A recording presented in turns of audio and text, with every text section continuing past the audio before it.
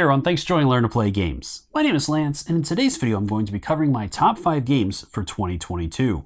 Now, this was a harder year for me as far as games are concerned for picking my top 5 games, as there wasn't quite as many that really grabbed my attention. In 2021, it was an easy choice for my top game, as Bloodborne really hit the sweet spot for me. I fell in love with that game, and even after making content for it and having to put it off to the side to work on new stuff, I was still thinking about that game and really wanting to dive back into it. So that was a very easy pick for me last year. This year was a little bit more challenging. But as always, I will have my full description of games that I've played this year and that were possibilities for this list in the description below, so you can see all of the games that I played and my selection and how I made that list. Now, I do also want to point out that anything that I played on that was part of a Kickstarter campaign or prototype or anything like that will not be included in this list. Only games that have shipped to backers or that have been put out through retail or whatnot are going to be included in the potential for this. Now, those games might show up later on after they've released and shipped to backers in future years, but just so you're aware of, because obviously I've made a lot of videos this year and played a lot of games, but a lot of those games were Kickstarter games that were prototypes, and so I don't count those as they're not full games yet. So that is how I kind of generated this list. I'll also have a couple of honorable mentions at the end of the list of games that almost made the list, but not quite all the way onto my top 5. I also love to hear from you. Let me know what your thoughts are on these. Were some of these games ones that you chose or were really happy about or had a lot of fun with? Or what were the games that you were really interested in? As I'm always interested in hearing from others, and maybe there's a game out there that I missed that might be one that really hits it for me as well. So let me know in the comments below what your thoughts are on this and what games you had a good time with this year. Also, let me know what you think of these videos. I know I asked this last year, and I think I got a lot of good responses on it. I would like to make more videos like this, and I have a couple of other ones in mind. I definitely want to do at least one more video, probably at the beginning of this next year, covering the top 5 games that I have not had a chance to get to yet, that I really want to, that are kind of on my shelf of shame, which unfortunately is way too big.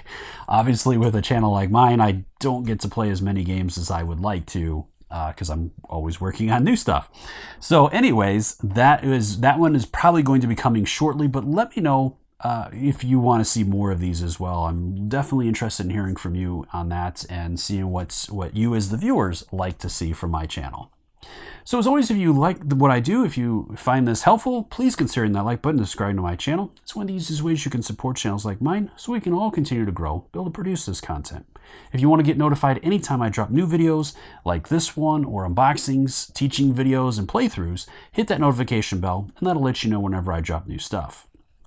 So let's go ahead and head to the table, and we'll start with number 5.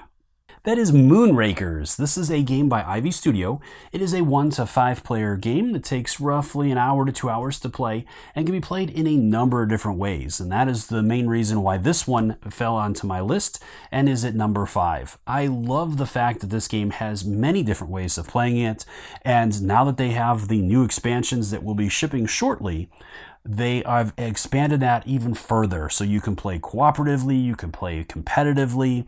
There's an app that you can download and play that simulates things, and you can play with friends online. All kinds of different options. And I really have enjoyed, or really grown to enjoy, deck builders.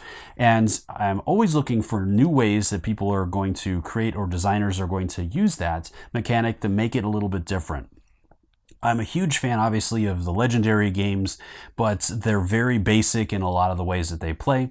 And I'd love to see different ways of generating and creating new types of deck builders that take those kind of basic mechanics and turn them on their head and really add some depth to the deck building elements. And this one is one that really kind of captured some of that for me. I really enjoyed a lot of that, and there's a lot of tense moments, and there's a lot of different things that you can incorporate with this one, again, with the different expansions. Adding all kinds of different cooperative aspects to it, where you have to kind of coordinate with each other and work together, but then also maximizing your potential gains versus your opponents in the competitive modes. And then just the fact that they created an entire app around this one to give players even more opportunities and more things that they can use, that's free, that you don't even have to pay for, which is really interesting. And if they've said, depending upon how things go and if people like it and use it, they're going to continue to add more and more to it. So I had an absolute blast with that. And those are the reasons why this one made it onto my top 5. Number 4 for me is Uprising: The Curse of the Last Emperor. This is a game by Nemesis Games. It is a 1 to 4 player game that takes roughly 1 to 3 hours to play, and is a cooperative game where all the players are working together to defeat the game itself. And that's a really interesting aspect for this one, as this is a 4X style game, which traditionally, at least from my understanding and experience, has always been a competitive genre. There is, as far as I know, this is the only one that is really fully cooperative, where all players are working together to try to defeat the game itself. So very, very unique, and one that really grabbed my attention.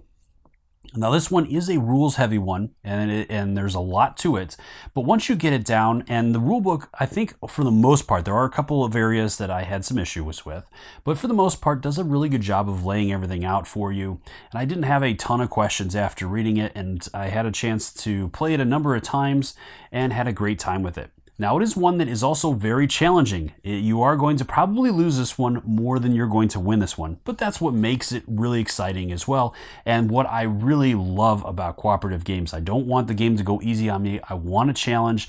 I want it to feel really hard, and that I have to make really tough decisions, and I really have to kind of grind to get through it. But I want it to also be enjoyable. I also want there to be an opportunity to win, or when I finish the game where it's just like, oh man, if I only would have made those decisions a little bit differently, or a couple of different dice rolls, or mitigating this versus that. Those kind of things are really what grabs me and holds me into a game. So that's what I'm looking for in a cooperative game, and this one really did it for me. I had a great time with it. The theme's really interesting, and there's a number of different characters you can play as, or armies you can play as, and a lot of different styles you can choose from. And then there's obviously different missions and things you can play, so there's a lot of replayability with this as well. And they also did another Kickstarter earlier in the year for an expansion. So I don't know if they're still taking late pledges on that, but if you missed this one and this is one that sounds interesting to you, you might want to check that out, because they might be still, like I said, taking late pledges or having opportunities where you can potentially get this game. As I don't think this is going to go to retail. It's a big box game. It would probably be very expensive and hard for them to do. So if you missed out on this one and this is something that sounds interesting to you, I might give it a check and see what you can find out online. So other than that, like I said, this is my number 4. Number 3 for me is the Final Girl series, and this one is by Van Ryder Games. This is a solo series, so you can only play this one on your own, but also shows that solo games are successful and can work. And this one is a lot of fun. So in this series, if you're not familiar with it, basically you have to have the core set, and then you choose one of these episodes, and you will play as a final girl in that. And they're all loosely based on certain movies or pop culture. So for example, with this one, this is kind of based on Poltergeist. And so you are going to have to make your way through the manor and try to rescue the girl and get out of there alive. And each one of them is a little bit different, that has special rules. And another interesting thing with these is you can mix and match them. So each one of these episodes comes with a location, and it comes with an enemy, or the big bad or the boss. And so you can mix and match those. So for example, with this one here, the big boss is Hans, who basically is a Jason kind of figure. And so you can mix him and put him into the Creek Manor, or you can put him into Maple Lane, and all kinds of different things. So even after you've played the game and hopefully mastered it, you can mix and match, changing them up and testing them out against different things. And you can again take all the different final girls and play them in all the different episodes as well. And each one of them has their own special weapon that you can incorporate after you have defeated their game at least once. So all kinds of different things and ways of making this replayable. Now, on top of that, they also are just about ready to start shipping Season 2, and that one I'm really excited about, as there's one in there very specifically that is loosely based on aliens. And obviously, anybody that's watched my channel for a while knows that's one of my favorite movies of all time, so it is definitely one that is going to be hot on my list to be the first one on the table once I get that series in. And I'll have some more coverage on that. And I was able to pick up a couple more of these at the PAX Unplugged convention earlier in December. So I have some new content for these that is out now. Now, the reason why this didn't make it higher on my list is that as much fun as they are, the rules are a little ticky with this one. There's a number of small rules that are easy to miss, and then some of each one of the episodes also has their own special rules that sometimes can be easy to forget or miss or whatnot. And so I think pretty much in the playthroughs that I've done so far, I've made some small mistakes in each one, and that kind of gets at me because I don't like making a ton of mistakes in the videos that I put out, because obviously you are watching those for both entertainment and sometimes just to learn how to play them, so I don't want to represent the game wrong. So that's one of the reasons why this one didn't make it a little higher on my list, as there's a number of rules that I would have loved to see a little bit more fleshed out, or not necessarily fleshed out, but having more examples and a little bit more explanation to clarify some of that stuff. But other than that, like I said, this is a fabulous series and one that I would highly recommend and have had a great time with this year. And again, looking forward to Season 2 and seeing all the cool new stuff with that. And I will have more coverage of these coming out, as well as I still have a couple more to get to and do some videos on. And again, like I said, if you want to see something else with these, or if you want me to mix and match something, or if you have a particular kind of combination that you think would be really exciting, let me know in those comments down below. I love hearing from you, and we'll see what happens with that. Number 2 for me is Massive Darkness 2 from Come On Games. This is a 1 to 6 player game that takes roughly 1 to 2 hours to play, and is a fully cooperative game where all the players are working together in this dungeon crawling experience. So with this one, this one was one that I was really excited about checking out. Massive Darkness 1 was a huge hit for me, and one that me and my dad really enjoyed playing. And we've pretty much played through almost every scenario, including some of the scenarios included with the Kickstarter exclusive stuff. So that was one that had a high bar, and I was really excited to see what kind of changes they were going to do with this one. And after checking it out on Kickstarter and being able to talk with the designers and that, seeing that they were going to add asymmetric characters where each one had their own unique abilities, I was really excited about that. So with this one, why didn't this one make number 1 then? I really enjoyed this one. There's a couple of reasons. So first off, with this one, as I said earlier with number 4, I really like competitive or cooperative games that are difficult or challenging, and I have not really found this one very challenging, at least the core box so far. Now, I don't know about the campaign, and once you get into some of that stuff, if the difficulty becomes a little bit harder. But what I found with this one so far is, at least the way that I have played and the way that some of the groups that I've played with so far, we really haven't had a real hard time getting through anything so far. And I think I played through the first 4 or 5 missions at this point. So I haven't really had a hard time, or where we've barely been able to squeak through with a victory. Everything's been pretty straightforward and clean, and there hasn't really been a lot of challenge. So that was one of the disappointing facts with this one. I love the theme, and I wish they would have gone with a little bit more of a realistic art style like they did with the original. More traditional dungeon crawling aspects to it. This one's a little different as far as my art style is concerned, so that also kind of took a couple of points off for me. But again, like I said, I've had a really good time with this one and really wanted to do some more coverage on this one. I know that there's been some requests for a teaching video. I am looking at probably doing, or at least starting out with a series covering each one of the characters and showing how each character works and teaching how to play with each different character. And then from there, I might go into that full teaching video. Again, as I said, this is one that I really enjoyed so far, and definitely am looking forward to diving into more with a lot more of the different content and that kind of stuff. But let me know in the comments again what your experience is with this one. Have you played this one? How have you felt about this? Are you having a hard time, or is this game also an easier one for you? I love hearing from you in those comments down below. So with that out of the way, let's go ahead and cover some of my honorable mentions next before revealing the #1 pick for this year. All right, so I had 3 honorable mentions that I want to point out that almost made the list, but for various reasons didn't quite make the cut. So the first one is the latest Zombicide, which is Undead or Alive. This is one that really kind of surprised me. I wasn't sure if I was going to back it on Kickstarter, as obviously I have all the other Zombicides ready, and I'm like, well, what else really can they do at this point that they haven't done yet? But it was a pleasant surprise. They've definitely added some really interesting new mechanics to it to make the game fresh and play very differently from the other ones.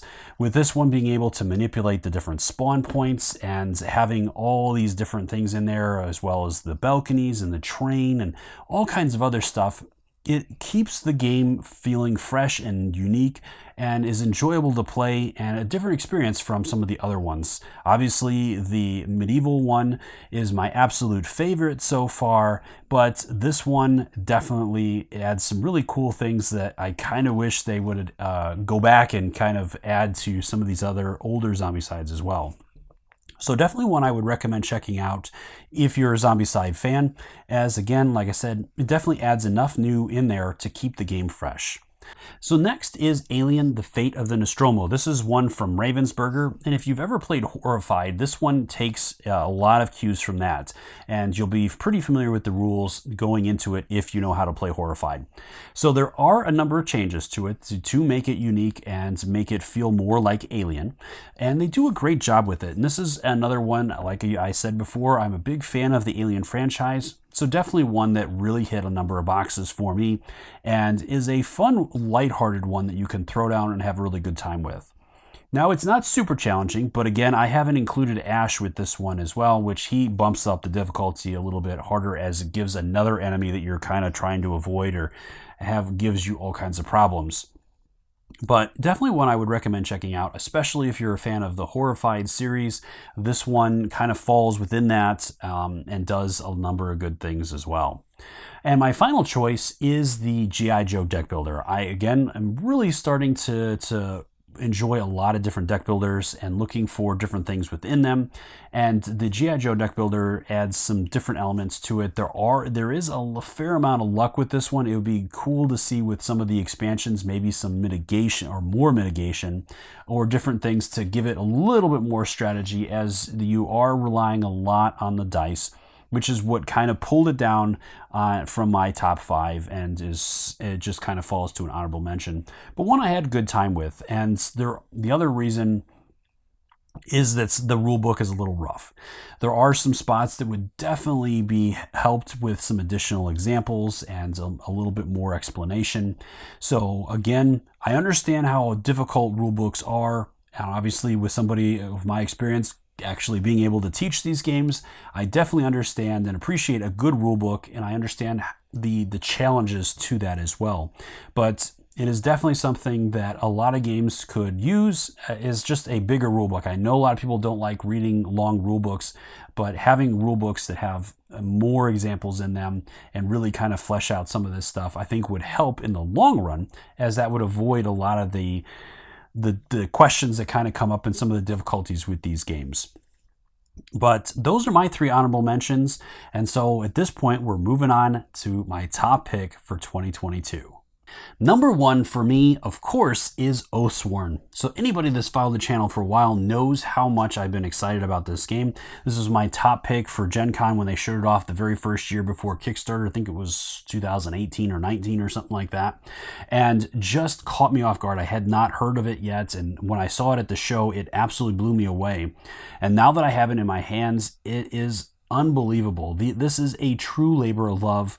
The designers put everything that they had into it. The entire team did. And it's unbelievable, with this being their very first game, the amount of detail and just massive amount of depth that this game has.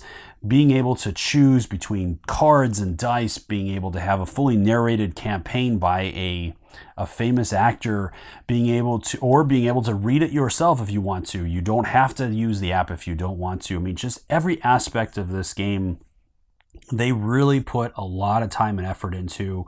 And so they just did another Kickstarter for a reprinting of this one and added some interesting new features, and it did really well, and they deserve everything for it. This is an absolutely massive, massive game. Tons and tons of content, and I know that they are going to be working on some new stuff for this as well in the future. So this is not a one and done. This company is behind this game 100%. And again, like I said, you can really tell the amount of depth and detail that they put into this one. And again, with it being their first game, it's still mind-blowing how well this one has been just received, and every aspect of it is just phenomenal. And it's a huge game, absolutely massive. It's like 35 pounds. It comes in 2 boxes if you went with the miniatures, which, I mean, you can barely call them that. Some of the bosses are just massive, absolutely gorgeous detailed models. And then the heroes, you can mix and match, or you can equip them any way you want to. As far as some of their components, you can snap off their arms and attach new ones and all kinds of different things that always represent what you have if you got the armory pack. So some really, really cool features with this game that you really haven't seen yet in other games like it. Now, of course, it isn't all good. Of course, there are a couple of things with this one that I would have liked to see a little bit more fleshed out. Again, going back to the rulebook, the movement in this game is very complicated, especially for the enemies. At least for me, I've had a hard time wrapping my head around some of the different things, and they have this whole north by west rule that depending upon where the enemy is, that is going to dictate, or its target, where its target is, it's going to dictate where it goes. So I had a little bit of a hard time with that one. Again, I haven't had a ton of time with this one yet, so maybe as I get into it, obviously more, I'll become more and more familiar with it, but I can see where certain aspects of that kind of stuff can be a little bit more daunting for first time or players that aren't quite as experienced with board games or dungeon crawlers kind of like this might have. But again, other than that, I mean, these are just very finely picked details that I'm kind of nitpicking on. Other than that, this is a wonderful game, and definitely one that I am happy with that it is my number one. And like I said, the competition would have had to be really, really impressive for me to pick something else over this one at this point after having a chance to get it to the table. And I'm looking forward to diving into more of it. On top of it, the fact that everything is secret. You don't know what you're facing until you get to it, which is really cool with a game like this as well. So there's a ton of different things that I don't even know what that is waiting for me yet, as I have not peeked at any of the boxes. So I'm definitely interested to see what other kind of horrors await in the woods, waiting for our heroes, and will probably mutilate and tear my party apart many times over. But that is my top pick for 2022, and that is the end of my list. Let me know in the comments down below, again, what you think on this, and if you found the video helpful, and if you'd like to see more top videos like this in the future. I love hearing from you and starting a conversation, and until next time, I'll see you later.